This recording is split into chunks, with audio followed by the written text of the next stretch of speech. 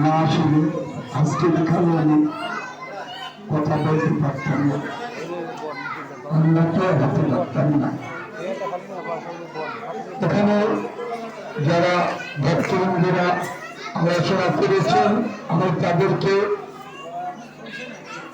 আমার নাম থেকে শিক্ষক যারা বক্তব্য আলোচনা করছেন আমার নাম থেকে খুব ভালো লাগছে।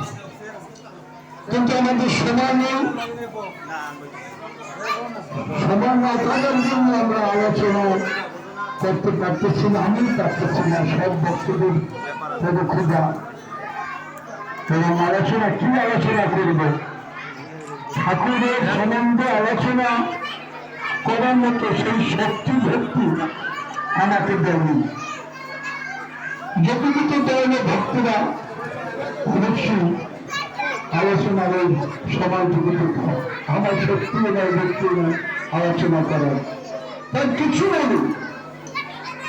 আমাদের হরিচাঁদ ঠাকুর প্রয়োজনই আমাদের কাশ্যপের বছরে যারা জন্মগ্রহণ করে আমাদেরকে কিনেছে এরকম করেছেন সদা সত্য কথা বলবে, তোর স্ত্রীকে মাতৃত্ব দান করিবে, পিতা মাতাকে ভক্তি করবে, জগৎকে প্রেম করে, চরিত্র পবিত্র ব্যক্তি প্রতি জাতিভেদ করে না, তার ধর্ম নিন্দা করে না, বাহ্যঙ্গ সাথে শ্বাস ত্যাগ করে, হাতে কাজ করে, মুখে নাম করে, ধর্মীয় প্রার্থনা করে, ঈশ্বর প্রাপ্তি দান করে।